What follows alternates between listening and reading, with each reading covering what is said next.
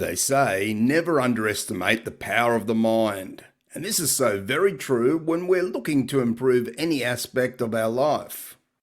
When we talk about addictions, we're talking about chemical reactions in our brain which changes our feelings, thoughts, and actions. The truth is, humans can become addicted to just about anything. It doesn't always need to be the common addictions we so often hear about, such as drugs, alcohol, cigarettes, and gambling. People can become addicted to sex, technology, food, and even soft drinks, to name a few. The thing is, many people don't even realise that they're addicted. They just know whatever it is, they like it, and they want to keep that feeling as much as possible. Now, what I'm about to tell you here will be of benefit to any type of addiction that you can imagine.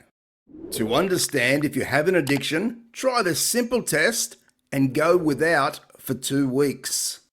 So that is, if you don't think you're addicted to cigarettes or gaming, for example, then try and go without for a solid 2-week period and see how that makes you feel, and if you can actually do it.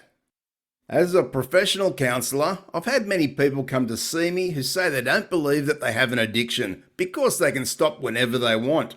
And that's what they believe in their minds because there's a stigma against anyone who has an addiction, and even the user has prejudices. But the thing is, when these clients walked away, many were unable to go a solid 2 weeks without partaking in whatever it was that they came to see me about. It was only then that they started to realise that indeed they did have a problem, and they're addicted to something that was not benefiting their life in any way. And at this point, their recovery is underway. The first step was making the appointment to seek assistance in determining if they are addicted. The second step was realising themselves that yes, indeed, they have an addiction. The third step is committing to doing everything they possibly can to overcome this addiction that's not serving them well in their life. Make no mistake here, addictions of any kind can and do cause much grief and lower quality of life that one leads. Addictions certainly estrange people from their loved ones, are the cause of loss of employment, can lead to excessive aggression which lands them in trouble with the law, and indeed can be the cause of their own or someone else's death. Now, the fourth step is understanding how addictions work by changing the patterns in your brain. An addicted person has a major change with how their brain works, and some people are more susceptible than others to becoming addicted faster or at all.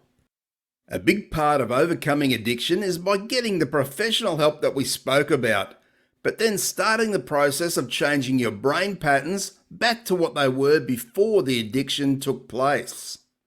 And we do this by changing the way we think.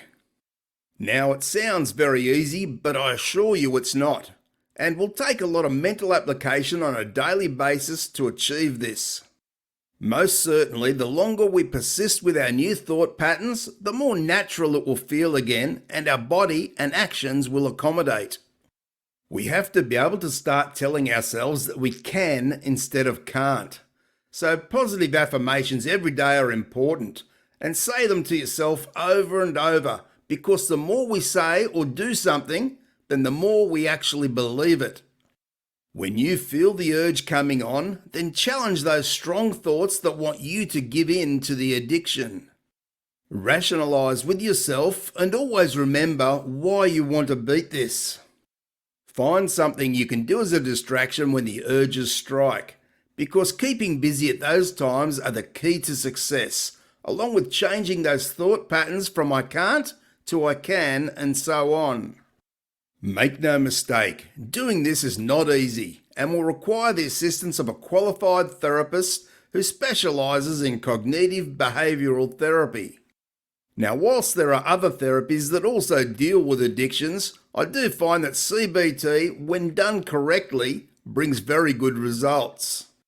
If you find that your addiction may be around drugs or alcohol, then you may find rehab programs can provide valuable assistance. But either way, don't think this is a quick fix, as there's no such thing. And realise your therapy sessions may need to continue for some months or even years in some cases.